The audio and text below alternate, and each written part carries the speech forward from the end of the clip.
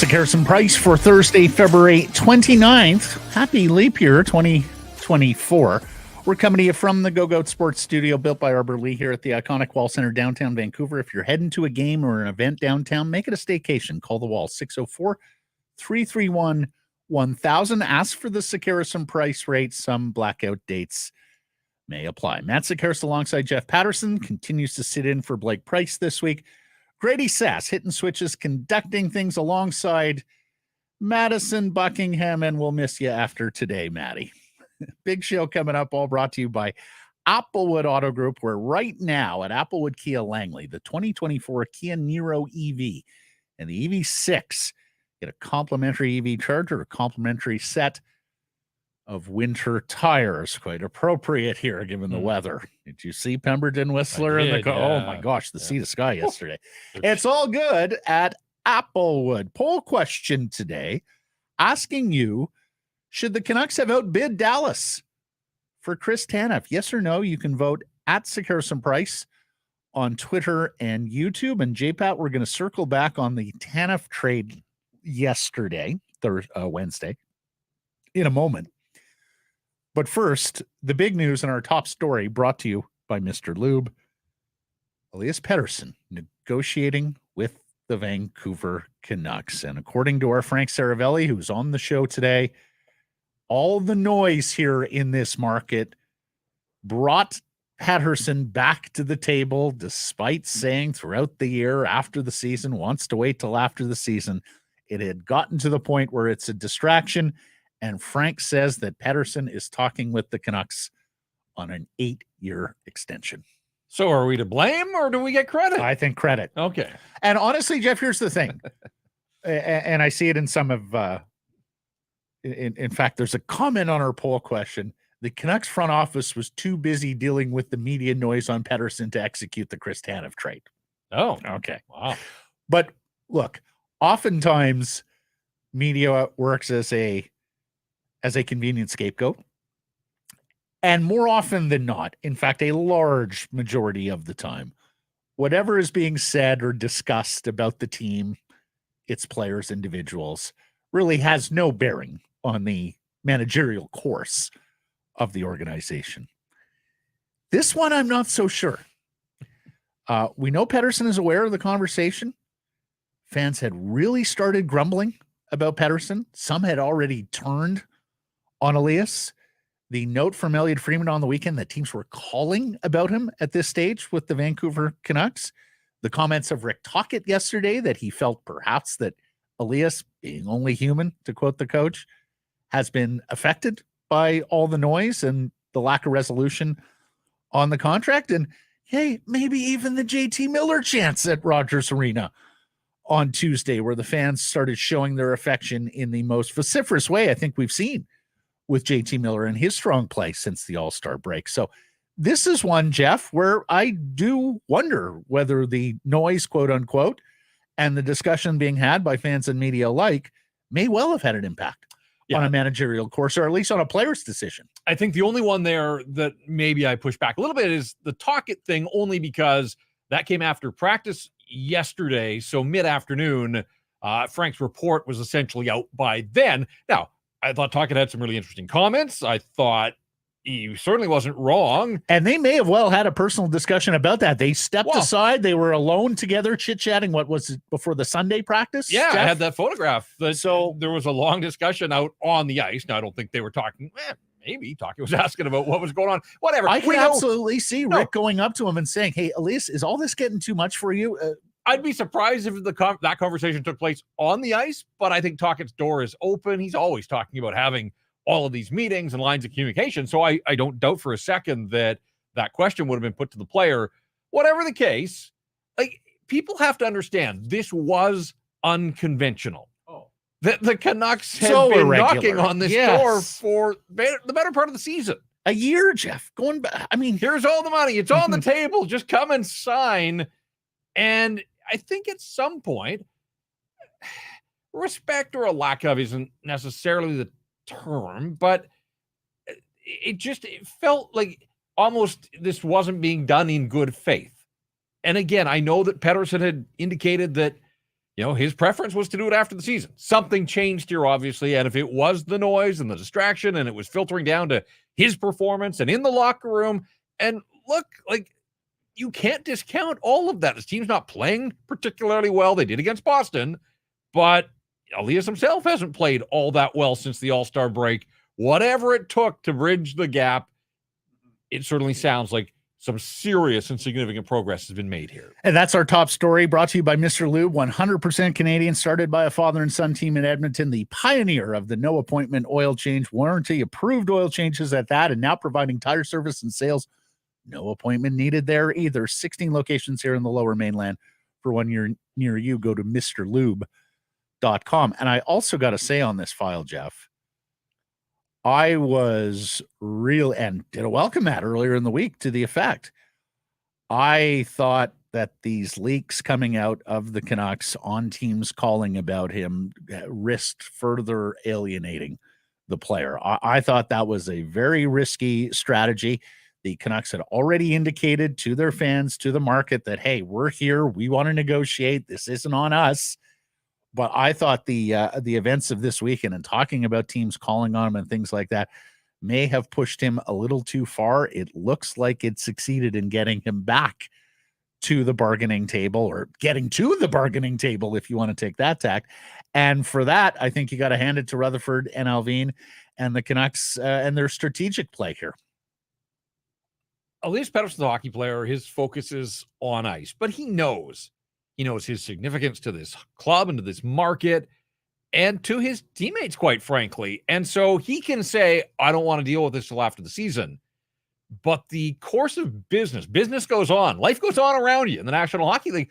I wonder if other agents were ringing up his representatives and saying, like, we need to talk to the Canucks here about our guys. Like, your player may not want to put this on the front burner, but guys, and look, JP Barry and Pat Brisson are at the top of the food chain. They get it. They know that this isn't just one player in isolation. So I do wonder if there were some outside forces there that some other agents were saying, like, get on with it. No question. I mean, you're sitting there as Alan Walsh with Philip Hronek having a monster year, right? Yeah.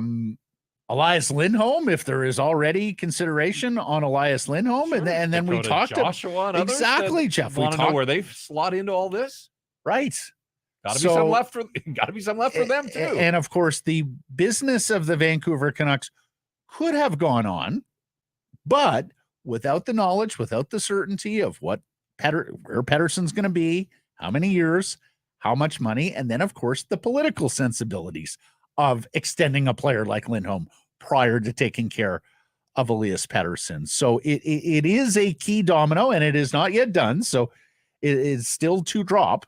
But I would have to think that Rutherford and Alvin and Aquilini and the Canucks front office rested a little easier last night, knowing that Elias is engaged.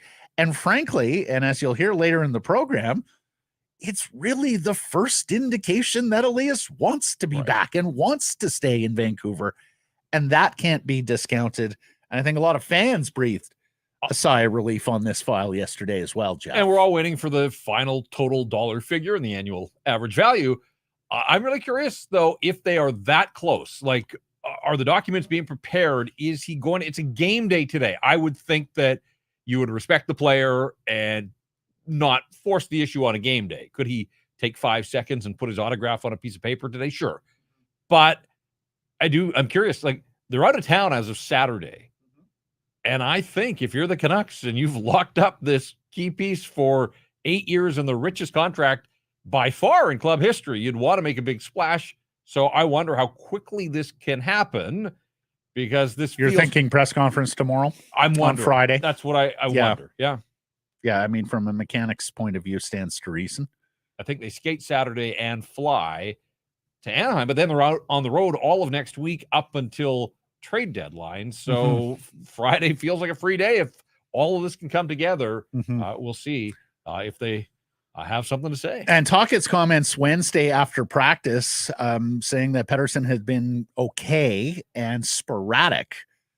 He also allowed that they have rested him in practices, hoping that he would be freshest for games.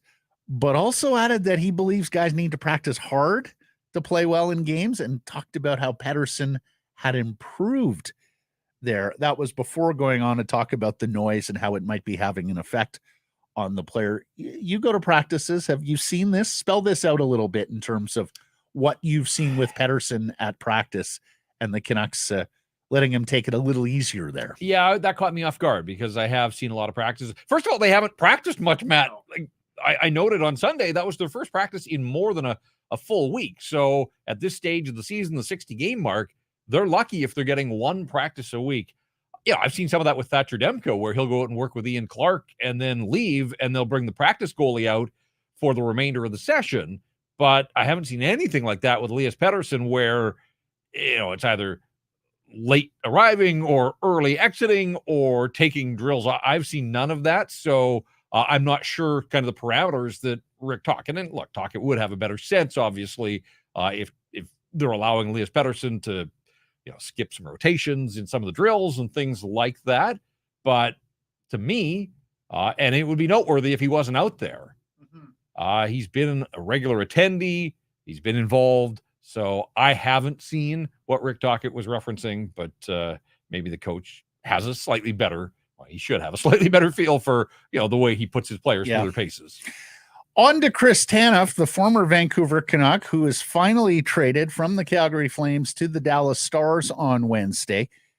The deal includes a prospect, a second-round pick, a conditional third-round pick, and that's only if Dallas advances to the Stanley Cup final, as well as a fourth-round pick to the New Jersey Devils for being a broker here and assuming 50% of Chris Tanev's salary, then moving him on to Dallas.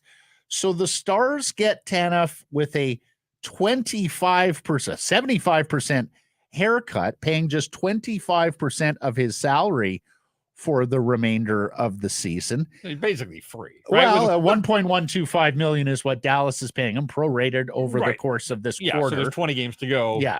So what is that? Not a huge cash outlay. Not even $400,000. The prospect is a former one-time second-round pick, Artem Grushnikov. A very defensive defenseman who's playing a straight in the Ontario Hockey League, a Russian over here in the Ontario Hockey League. And then the second-round pick and the fourth-round pick. We're asking on the poll, should the Canucks have outbid the Stars for Tanev's services? Now, look, we don't know if the Canucks would have wanted or have needed the salary retention all the way to including a broker. So on the basis of Grushnikov, a second-round pick, and a conditional third, and if you want to throw in the fourth, Jeff, and do the salary retention part, you tell me, should the Canucks have outbid Dallas for Tanev? I'm going to say no, and we've talked a little bit of this through the week. Again, a ton of respect for Chris Tanev and all that he's done, and certainly all that I enjoyed my dealings with him here.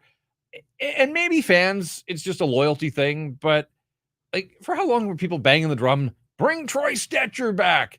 Bring Luke Shen back.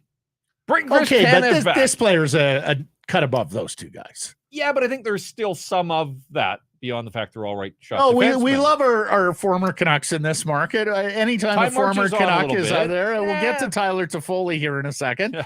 But the mechanics of the deal, like, I'm just trying to think, and I saw somebody say maybe the defenseman, Elias Pettersson. Like, I'm trying to think, like, they traded Calgary's already got Hunter Brustevich.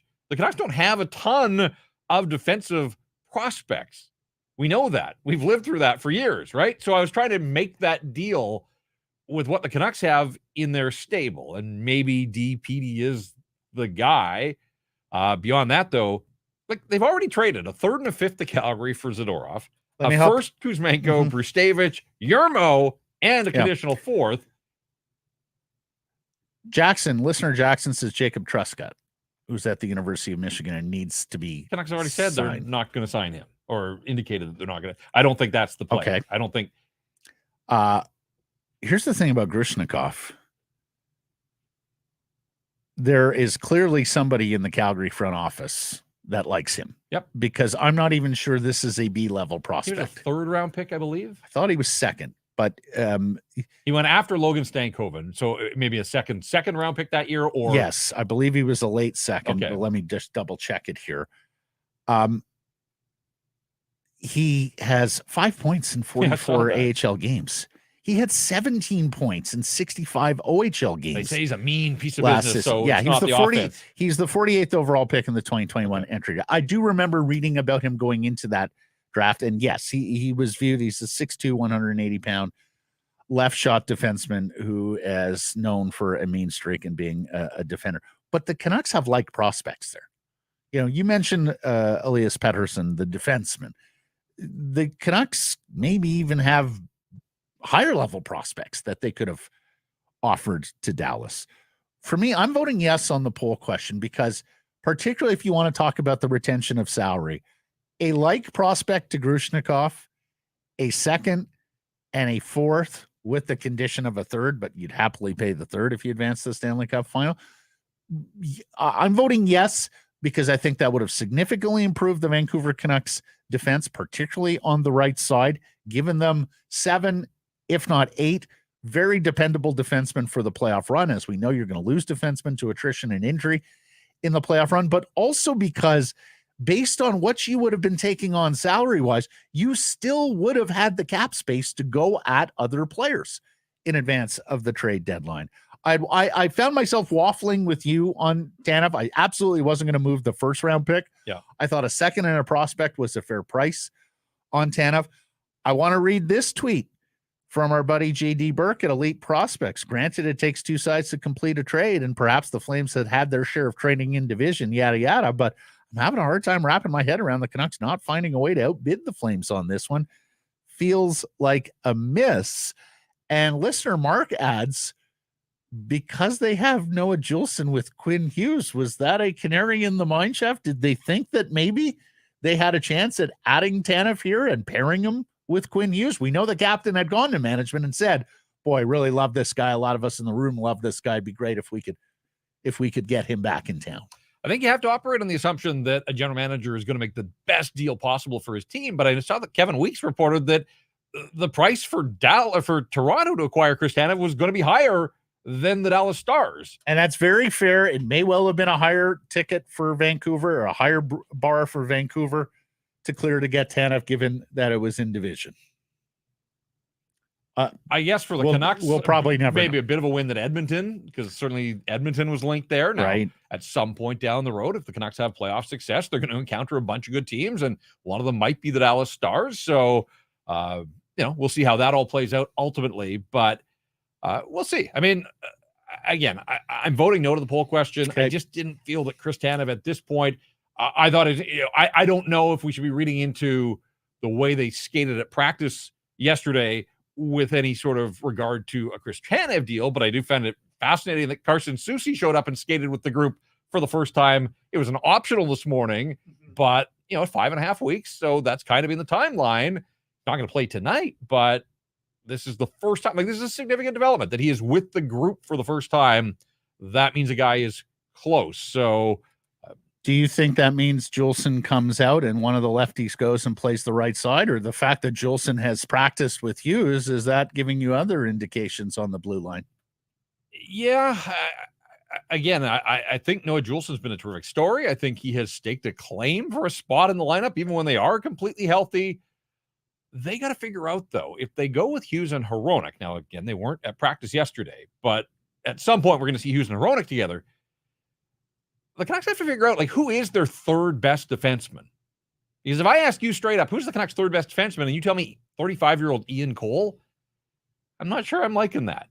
But that's one of the reasons I thought Tanev. Tyler Myers is their third best defenseman. Nikita Zadorov, not based on his usage and his ice time. And so they're going to welcome Carson Soucy back with open arms without a doubt. But is Carson Soucy their third best defenseman? And should he be their third best defenseman? So I don't know if the change in practice partners was based on something they saw against Pittsburgh the other night. The fact that the team has one win in 6 games. Is this opponent driven? The LA Kings forecheck like beasts. Although down wingers, yeah, we know how thin they are on the wing. But stylistically, they don't score much. Nope. They defend as well as anybody in the NHL, but they love to get in your face. And so I wondered if this was trying to move 2 puck movers to different pairs here because they are going to see the Kings 4 times in their next 16 games and quite possibly more beyond that when the playoffs roll around. You asked the question, who's their third best defenseman? By point share on Hockey Reference, it's Tyler Myers. But that's another reason why I thought Tanev made sense here. And look, he may well be just a number 4 or number 5 at this stage of his career in NHL terms. If you don't have a purely anointed best number 3 defenseman, then the best way to overcome that is just flood the position with guys who are 4s and 5s and let the cream rise. And as you say, potential to play the matchup game, tailor your defense pairs to the opponent, tailor your defense pairs to adjustments within a Stanley Cup playoff series. So yeah, we'll see what they have planned between now and the deadline. They got a week from tomorrow, J-Pat, to get that, to do their deadline moves. And you do wonder, after the Pettersson movement here, with the expectation that you're going to see him signed and signed long-term between now and next Friday, does that allow them to do some things that they otherwise would not have been able to do or weren't willing to do without a signed Elias Pettersson? Rick Tocchet was talking penalties. First of all, Thatcher Demko, before we get to that, you were surprised Demko started Tuesday. Are you at all surprised? No, divisional game. Again, this run of games against the LA Kings, I think you want to send a little bit of a message, and you're at home. They need wins. I get that. I was a little surprised. I went back and looked. This is the first time all season that it's 5 straight starts for Thatcher Demko. So they've done a pretty good job of limiting, any sort of long run. But beyond 5 straight starts, it's 9 of 10, 11 of 13 since the All-Star break for Thatcher Demko. So they got to get some Casey DeSmith starts in here, maybe Sunday in Anaheim, but it is Thatcher Demko against the Kings. Penalties. Tocchet was talking penalties at practice on Wednesday, said there was a drill where it was just the stick on the puck. He said he may have to start taking ice time away from players who were taking too many penalties, talking about how that's how you make players accountable. Hopefully they understand, even change their technique. You can't have a loose stick. You can't have your stick flapping in the air. That was the main message from Tocchet. Then he got on to and as you noted yesterday, they lead the league in penalties coming out of the All-Star game. And in fact, 51 minors taken since the All-Star break. Calgary the next up at 43. That was heading into play last night. And 45 times shorthanded. Tampa Bay the next up at 39. Now, that was the crux of Rick Tocchet's message, and I think we can all agree with that, although I'm not sure you're limiting JT Miller's playing time the way he's going right now. If he happens to take an extra penalty or two, coaches oftentimes can live with a penalty born of extra effort as opposed to laziness, and what Tocchet was getting at yesterday with some of the stick fouls. But then Tocchet went on, quotes, "I do hate in the league that people snap their heads back and they get penalties. I feel bad for the refs because I could see a guy who snaps his head and they call it. We've had 3 where the guy didn't really high stick him and the guy snapped his head." Jack Johnson against Colorado. Yeah. Was that the Miller high glove? Yeah, behind the net. That wasn't really.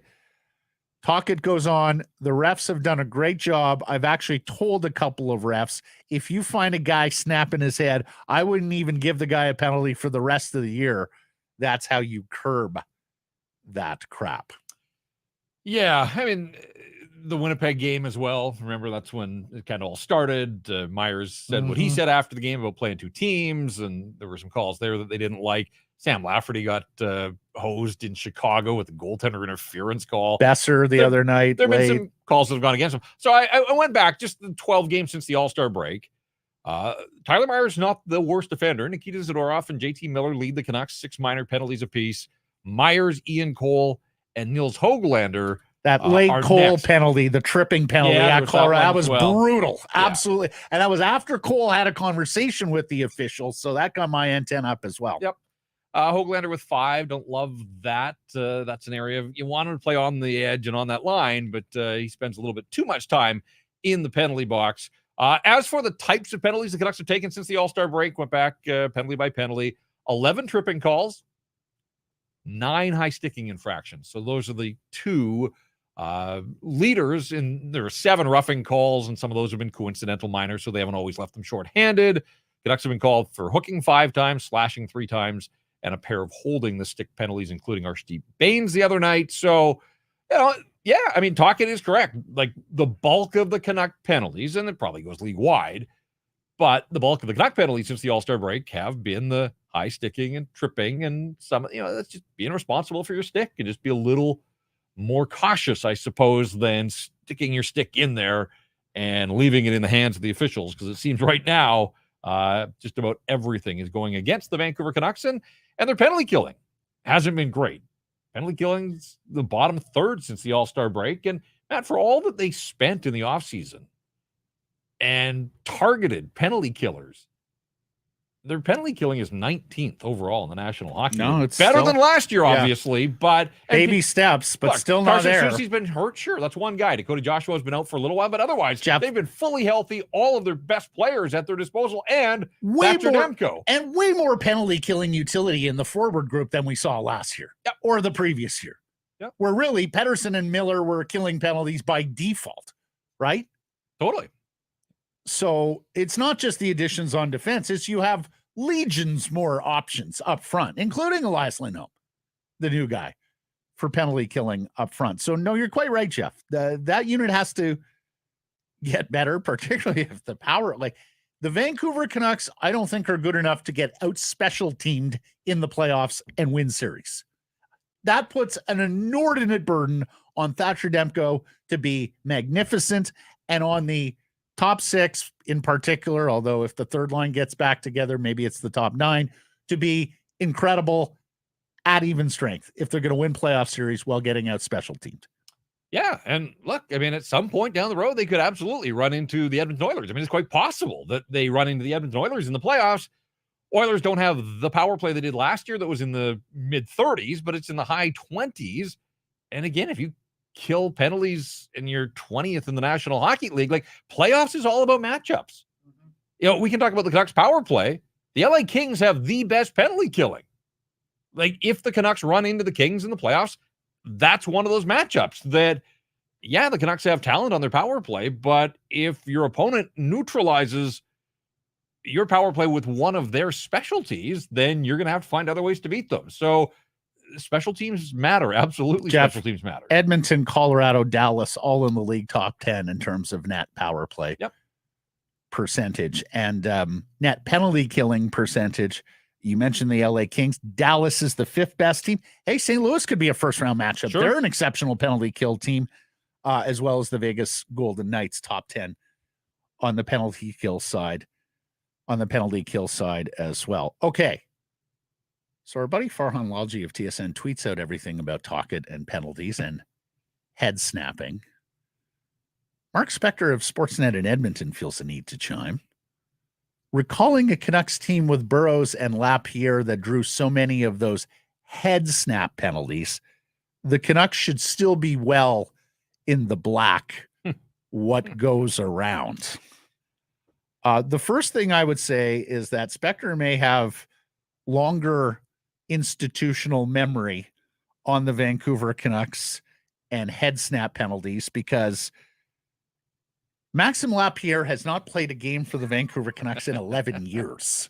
Ryan Kessler, who is also guilty of those penalties, has not played a game for the Vancouver Canucks in 10 years. Alex Burrows has not played a game for the Vancouver Canucks in 7 years.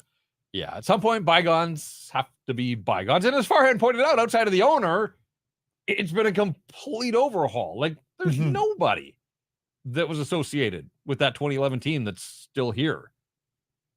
I mean, there are a few employees, I suppose. There's some employees, but you're quite right. The hockey operations department has turned over almost full scale. I mean, Patty and Red are still there on the equipment side, if you must know. But no, you're quite right. Before we move on, since you're no on Chris Tanev, the Canucks should not have outbid Dallas, and I'm yes, Grady Sass, break the tie here. We love your role as Mr. Speaker breaking ties as they do in Parliament. So you tell me, should the Canucks have outbid Dallas for Chris Tanev? Oof, I love Tanev. I love what he brings. I love the chemistry with Hughes. For that price, I want to say yes, but I think Alvin is cooking something bigger. So, and that's the other thing that I saw I'll a go lot no. of. Okay. But it's a tough no. Okay. That's the other thing I saw a lot of is, do we just think it's a different defenseman than Chris Tanev? Quite possibly. Yep. Now, he's not the heaviest. We know Tocchet likes his big defenseman. Tanev isn't the heaviest guy. In fact, we used to call him Gumby, right? Could you see this management group and this head coach targeting a different defenseman, whether it's different profile, whether it's different physical stature, whether it's different puck moving ability, or even a left side guy? Jeff? Fairly heavy on the left side. So I still think the right is the target. And again, that's with all due respect to Noah Juulsen, who started the season as a true depth guy and has played his way up. But if you're a team that sees itself as a true contender, then Juulsen probably should be slotted as 6, 7, 8. I think they've got guys with size, and size has a role at playoff time. But I think ideally they'd love a puck mover, but guess what? So would everybody, and those players come at a price. So what are they willing to pay? If they weren't willing to step up and make that deal with Calgary for Chris Tanev, was it the price? Or, is there somebody behind door number 2 there that they've got their eye on? Well, Sean Walker is more a puck mover and a right side guy, although all the talk about him is around first round picks. So I would suspect that Walker's going to go for a similar, if not higher price than Chris Tanev winds up going for. Nick Seeler's a left side guy, but he's a bigger guy. He's the tougher guy. He's not a puck mover, or at least not as much. I suspect he'll go at a much more affordable cost. I mean, that's if we're talking about some rentals who are on the market and rentals that have been talked about moving. Where are you on Dumba? Because I don't think he's going to fetch a first. I think there was a report out there Arizona's asking for a first, but I mean, the guy's got 9 points or something like that.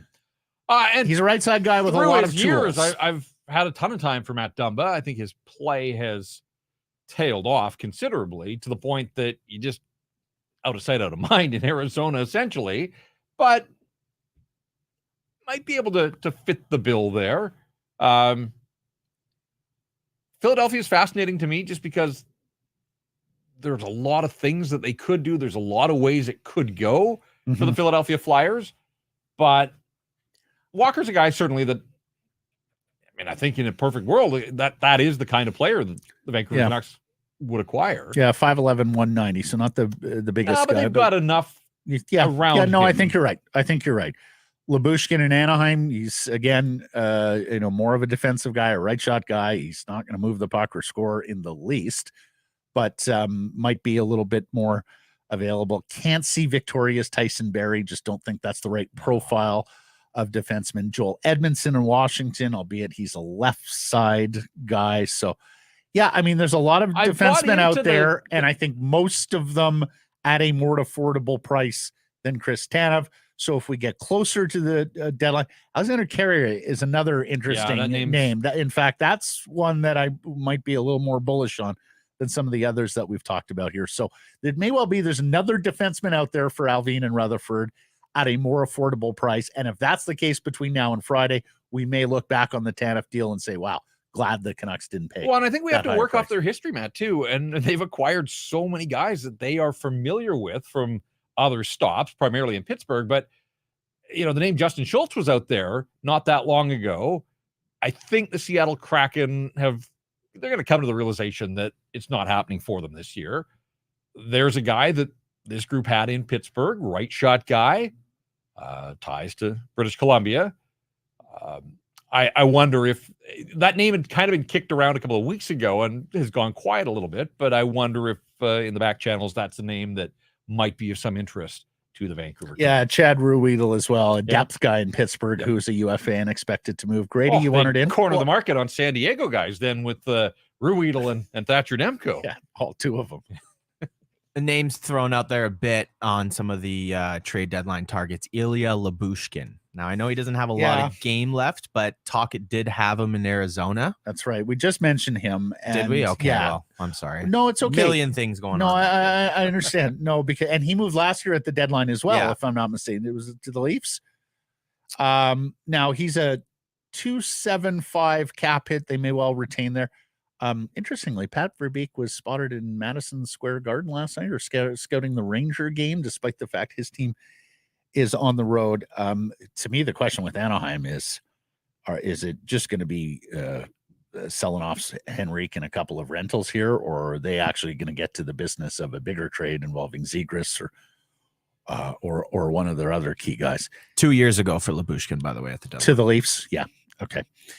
All right. Well, I'll tell you what, plenty of trade talk coming up here on Sekeres Price and Rink-Wide Vancouver. I imagine that you'll get into some of the offshoots because, as you said yesterday, Jeff, the game changes everything. Mm-hmm.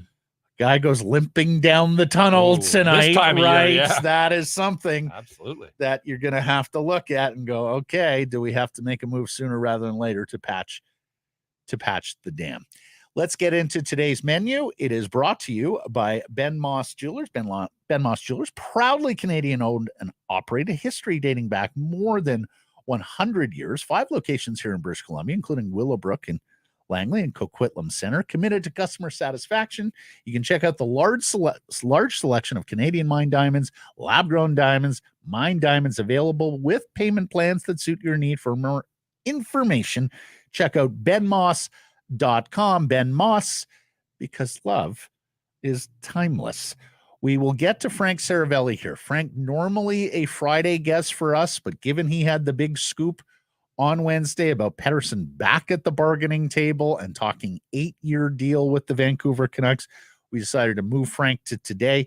Talk about everything Pettersson related. Why now? Does he get to $100 million? What brought him back to the table? As well as whether any deadline moves could come because of this development. Good discussion with Frank. Also get into the price paid for Chris Tanev, the prices that could be paid here going forward for some of the other rentals, as well as our old friend Tyler Toffoli. There's extension talks there in New Jersey, but the Devils kind of 1 foot in, 1 foot out, J-Pat, of buying, selling mode, with being on the cusp of the playoffs, but not currently on a playoff spot. And Frank connects Tyler Toffoli to another one of his old teams, if in fact Toffoli's going to be on the move here. We'll get to some hashtags, the best and worst of Twitter, including 2026 World Cup in Vancouver. Guess what? It's going to be more expensive than originally planned. Really? Canadian Soccer Association also with a big hire today. And we'll get into the Whitecaps later in the show. Saturday, home and season opener at BC Place against Charlotte. Couple of new guys we anticipate making their Caps debut. Also 27,000 plus already expected for this game. So it's going to be an event at BC Place. Look forward to that. And Rob Williams of the Daily Hive's going to join. Great conversation with Rob. He talked about all the fantastic indications from this Pettersson news, as well as, the Pettersson noise that preceded it, where the market was on Elias Pettersson. We get into Elias Lindholm as well, and the Chris Tanev trade. But let's get to our sports action best bets. J-Pat, where are you going today? Well, I like this. Sports Interaction has specials. Just straight up, will a particular team make the playoffs? Mm-hmm. Matt, they're asking if the Nashville Predators are going to make the playoffs. They've got a 5-point cushion. What's the value? We hopping on that? You can get them at 180. So it's not a huge payout, but I think the Nashville Predators are making the playoffs. So I'm hammering the yes button there. All right. Formula One starts this weekend at the Bahrain Grand Prix. Max Verstappen, your overwhelming favorite there. But early in an F1 season, you often have engineers who are getting more familiar with new cars. You got drivers who are getting more familiar with new cars, acclimated. So there's little value in Verstappen. Why not take a punt on a couple of the guys who should be near the front of the race? Sir Lewis Hamilton's going off at 5-1 on this race, and Sergio Perez in that Red Bull, who should have an equivalent car to Max, going off at 13-1. Bet them both, and if something happens with Verstappen, you not only cover your loss bet, you get the winnings of the other one. That's on the Sports Interaction best bets for today. Sports Interaction, your homegrown sports book and casino featuring custom props, parlays you won't find anywhere else, plus a best-in-class casino with thousands of games and live dealers.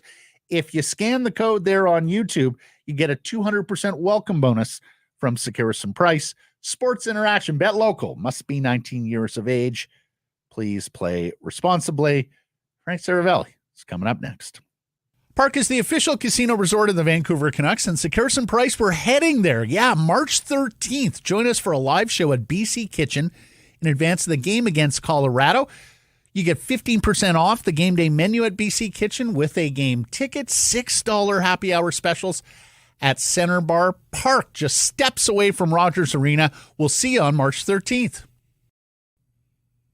In a season like this, you never want to miss a single second of what's happening on the ice, and you want to be around your fellow fans, right? Well, Greta Bar YVR at 50 West Cordova, the perfect spot to do so. Hey, if you've got tickets, a great place to pre and post. They've got drink specials every single day. And if you don't have tickets, well, stick around and soak up the atmosphere with all your fellow fans, play all the great video games and air hockey, great air hockey setup as well at Greta Bar YVR. We'll see you there, 50 West Cordova.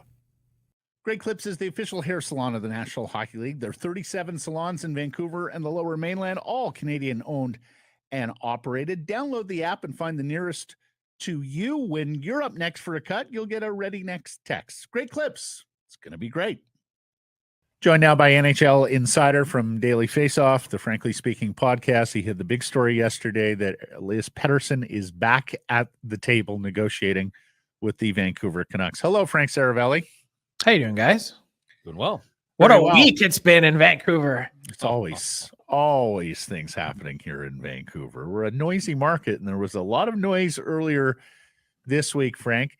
Tell us, how exactly did all this come to pass? I'm told that Elias Pettersson, having heard the noise himself, it's inescapable, really. Just came back to the Canucks and said, "Uncle, enough. I'm tired of it. Let's get this done." And that's what they've been working hard at over the last 48 to 72 hours. As reported, I believe they're working on an 8-year extension, which would be massive, and just a massive development in general for the Canucks on so many levels. If they could get this over the finish line and get this piece of business done and off their plate, it really feels like it changes everything in terms of where they're heading next and what this summer looks like. When you say noise, what do you mean? What do you think brought him back? The teams were calling on him, that the market was getting grumbly with him, fans? I think it's probably a combination of all those things. Okay. I think hearing that report probably jolted him a bit. Look, this is a contending team in the throes of a Stanley Cup chase. To hear that teams are calling to ask about your availability because you decided you weren't going to negotiate during the season, I'm sure that was probably a bit jarring. And the other part of it is just the reaction to that since then. I don't need to tell you guys, this is a market that tends to light itself on fire, and I understand all of it. There's no criticism in that.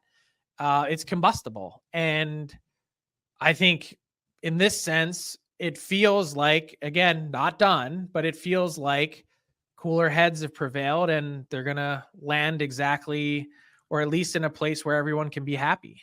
Some of the chatter earlier in the year, Frank, was about a shorter term deal, that he might go the Austin Matthews route. You're reporting 8 years. What do you think it is about 8 years that is attractive to him? I would say anytime someone can hand you a piece of paper that guarantees that you receive upwards of $100 million, probably tends to go a long way. I mean, that's a lot of dough. And for someone who may not like the spotlight and the limelight of that, not having to go through this again in 4 or 5 years, even if it results in incremental more coin, maybe that's not what drives him. Maybe that's not his end all be all. I mean, let's remind you that Pettersson is a really kind of introverted person and doesn't love all this and doesn't love all the hoopla. So that's a pretty good way to avoid that conversation again for a while. How significant do you think the $100 million mark is in all of this? Because 12 times 8 would get you to 96. But obviously there is some wriggle room, and we don't know what that final number is. But do you think getting up over 100 is significant to Pettersson and his camp? I personally don't think so. I think if you're looking for fancy round numbers and how awesome of a flex it might be to say it's a 9-figure deal, I mean, pretty cool. But at the same time, the other part of this is you're dealing in a salary cap environment where quite literally every penny counts. You inch closer to 100 million, and that's one less roster player that the Canucks can afford, quite literally at today's minimum salary range. So it does matter. I don't think it matters as much to the Canucks in the short term or the long term. I think they would be thrilled to get this done and over with. And I've never gotten the sense that Pettersson and or his camp is trying to set a new record. They're not trying to topple anyone. And I don't think it's going to make it to Matthews level AAV, but never say never. This is a player that's going to be extraordinarily taken care of. You reported what you reported. Like, do you think this is imminent, or is there a world in which they agree to a framework, but Elias Pettersson holds true to this notion that he wasn't going to actually sign until the offseason? I don't know quite how to answer that. I do think that this is something, at least I was told, that it would be something that's completed in the next number of days. I don't know the exact timeline on that. The Canucks have gone quiet, as you might expect. They're in the cone of silence right now. Would it be semantics if you've agreed to terms but haven't signed? I don't know why you would withhold the signature. All you're really doing is risking something catastrophic happening if you've already agreed. What's the difference? But I would say part of it is this is what the Canucks have been pushing for a long time. And I think they had grown frustrated with it. Wasn't necessarily we never had any sort of indication from him that he wasn't interested or willing to sign. It was just the fact that for the while here, really since October, November, the Canucks have been more or less been given the stiff arm of, it's really hard to wrangle people to the table that don't make it their top priority to do so. And that's the part I think to them that was frustrating, saying we're opening up our wallet here. Take what you want, but you've got to be willing to come to the table and actually do it. And we really need you to do it and get it done because we've got a whole host of other things that we'd like to do in the meantime. Just quickly on timing is interesting to me because they play tonight against Los Angeles Kings at home. They travel on Saturday to Anaheim, and then they're on the road all of next week. This is the biggest contract in Vancouver Canuck history. Like, I would expect that this isn't just a press release or something that's announced on Twitter, that they would want to make a pretty big deal. I would assume the owner, management, everybody would be on hand. And so they travel on Saturday, and then they're gone for a week, come back ahead of the trade deadline. But it feels like there is a window here on Friday where the decks are cleared. And do you think it could be done as early as tomorrow? Yeah, I do. I think your guess is as good as mine. I think in terms of actually hammering this out and getting it done, it's not really incredibly complicated. I mean, there could be signing bonus stuff to work out and or some clause language, but for the most part, the Canucks have been, I assume, ready to roll on this for a long time coming. And actually sitting down and getting all the T's crossed and the I's dotted shouldn't be all that difficult if they are in agreement. Do you suspect that his recent play might have caused him to come back to the table, Frank? Talk had said yesterday that, he's only human. There's a lot of noise out there. It could have affected his play. And, conversely, do you think that he may view it as get this done and maybe performance can even improve with the weight off his shoulders? Well, I'd assume that would be part of the assumption, is that the play would improve with that weight off of his shoulders. But I don't think that there was any part of him that had, wavered in confidence, if that makes any sense, in terms of the player that he is, the caliber, the expectations, and the goals. No. Look, whether it was in Van or whether it was on Mars, Elias Pettersson is going to be a really, really wealthy individual. However that worked itself out. But I can't stress enough from my end, without having insight on Pettersson and why he decided to really, jump out now and do it. The motivation from the Canucks angle is so clear, because if you get through this regular season and you don't have him signed, really what happens is the clock starts ticking until the day that you must file for arbitration.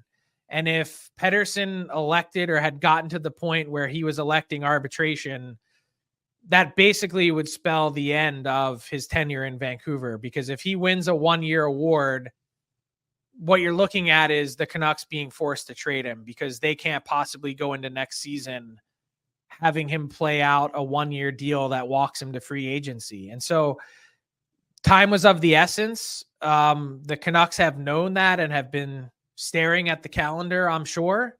And this has been, again, a massive development. Mm-hmm. Now that he's, well, I shouldn't say signed, but now that a deal is looking likely, does this unlock something for the Vancouver Canucks that they were hoping to do by trade deadline? Are there any moves trade deadline wise that can be directly linked to this development? I would say unlikely. I would think that what it does do, if you wanted to try and really push the envelope here and acquire someone that has term, you at least have a better idea of what your books look like moving forward, a real concrete view. I'm not really convinced that they're going to make a humongous splash. I think they've done that already with Lindholm. And my guess would be, I'd be surprised if they got through next Friday and didn't find a way to add, based on how aggressive they've been to this point. But it certainly feels to me like something more bottom of the lineup and on the margins, whether it's additional bottom six help or depth insurance defensemen. Do we know if they were in on Tanev right to the final hours? And ultimately, what does that say about the cost to acquire Chris Tanev? Now, Jersey got involved, obviously, with a little added retention, so that was a bit of a wrinkle there. But we had heard for the longest time, Frank, that the Flames wanted a first rounder. Was there just no team that was willing to offer up a first round pick for Chris Tanev? Correct. Yeah, it's the market was pretty clearly dictated on Tanev. When you look at both past trades and the defenseman in the last calendar year that went for a first, Tanev clearly wasn't in that category. And he's a 34-year-old guy who plays a simple game, eats a lot of pucks. You know him. You've seen it up close and personal. But where his game is at right now with a limited skill set, he's still more like a number 4. Not that that's anything to sneeze at, but no one was willing to trade a first-round pick to get him. And the Flames were forced to consider their best option, or what they felt like was their best option among the second round pick teams. And they really liked Artem Grushnikov, who they got back as part of the prospect of this deal, that they feel like he's a mean, nasty defenseman that could certainly be filling out their top 6 in the not so distant future, that they're pretty excited about. Yeah, I was going to say they must love the prospect here. Yep. Right, Frank? Because I think there was a lot of people on the outside going, that's kind of underwhelming based on what we had heard on Tanev. If you thought it was underwhelming, I would say your expectations should have been readjusted. I mean, I'd been saying for a month now, it's second round pick all day long. Mm-hmm. And the prospect that they got it's always beauty in the eye of the beholder. Yep. Does Jersey getting involved as a broker signal that they're going to sell? And we have noted there is now a significant gap there between the Eastern and Western wildcards and the pursuers. Do you see a lot of those teams tapping out and being sellers by next Friday? Not yet, and I'll tell you why in a second, but the indication for Jersey and getting in the mix here to retain has nothing to do with their playoff standing and or their deadline posture. This was really a smart piece of business by New Jersey in the sense that they've got a ton of LTIR space, almost $10 million. That's use or lose. Like you can't take it with you once the season ends. You might as well utilize all of that cap space to really try and get as much back as you can. So they basically buy a 4th round pick, which not for nothing they can use in another trade over the next week as additional collateral if they want. And in the meantime, New Jersey's trying to get in this race. So is Washington. And here's why. What they're looking at is not just the games in hand, specifically for Washington. They're 6 back with 2 games in hand on the Flyers. That's the team they're chasing. And so Sean Walker is rocketing up my trade board. He actually takes over the 2nd spot from Chris Tanev. That's out on dailyfaceoff.com. And the reason for that is the Flyers have not really made a lot of headway or progress in negotiations with Walker. But if you really look big picture in the East and you see the Flyers as kind of really that 8th seed, Ristolainen's out, Jamie Drysdale's out, Sean Walker could be traded, Nick Seeler could be traded. You might have just cut off the legs of Philly's playoff chances. That opens up the door for Washington, Pitt, or New Jersey. So I would say there's still a lot to sort out standings wise over the next few days. There's some really critical games coming up for the Caps, who play both the Flyers and the Penguins in the next 5 days. Our old friend Tyler Toffoli, look, Gensel's the big prize, but Toffoli has worked once here as a top 6 scoring winger right at the deadline. Understand there are still talks going on there between New Jersey and Tyler Toffoli, but what's your sense of how available he's going to be by next Friday? To be determined over these next couple of days for New Jersey. If they really fall out, you could see Tom Fitzgerald flip and be someone that sells because there has been strong interest. I would say if that does go down, keep an eye on the situation LTIR wise with Adrian Kempe in LA, because it would be a near wash cap wise between Kempe and Toffoli, and having had him there to win a Stanley Cup, they recognize how easy and seamless a fit that would be. But the Kings certainly wouldn't be alone. Yeah, well, and does his wife still work for the Dodgers, Toffoli? I don't know. At one point, she was working for the LA Dodgers when they were down there together. I would say that would be pretty difficult living in New Jersey, but yeah. I mean, I don't know what there's work from home environments now, Frank. Hey, you don't have to tell me. I'm glued exactly. to my chair You're in in Philadelphia, and you for all of Canada, across Canada, from Philly, Frank Seravalli. Lastly, you reported the Canucks keeping close tabs on Brandon Duhaime. First of all, we have a listener asking, what does keeping close tabs mean, and how big do you think the market is for Duhaime? Why do the Canucks like him? Well, I can't tell you exactly what that means by keeping close tabs, because then I would give away how I learned about it. However, I would say that the Canucks have been monitoring him very closely. They've been monitoring the situation with the Wild in the standings. They're in a spot where, by the way, Patrick Alvina and Billy Guerin are thick as thieves from their days in Pittsburgh working together. And more than that, there's been a number of teams that have been in the mix trying to find out more about Duhaime's availability. So I think he's going to be number 11 on my trade targets board. I think even with Minnesota not waving the white flag, that they're going to have enough interest that they're going to move Duhaime regardless of their posture in the standings. So the Canucks are one of those teams that would like to be in the mix. And as I've said before, I think he's the ideal 4th liner. That guy absolutely flies. He has an edge to his game. and he's a great forechecker and chips in the odd goal, but he's a little scant in the assist department. Yeah, no, we noticed his offensive totals. Just how close are those tabs? I guess is the question. I'm going to take another run at this. If keeping close tabs means monitoring, does that mean the Vancouver Canucks are calling the Minnesota Wild saying, what would it take to get Duhaime today? Do you have other teams interested? Are you committed to trading him by the trade deadline? Is that what monitoring means, Frank? Help us out here. Yeah, it means asking the Minnesota Wild to keep them apprised of what Duhaime's availability and status is. So before you trade Duhaime, give us a last crack because we might do better. I think it's been a little more than that, but I would say a lot of those questions you asked, the answer would be yes. Okay. Is there any other player you've heard connected to the Canucks here, deadline-wise? Not that I can think of off the top of my head. I've been in PD world the last few days. Okay. That's good enough. We like you in PD world. And we live in PD world. Yeah, we live on in a daily PD world basis. too. And Yes. now we're just looking forward to the Frank Seravalli tweet.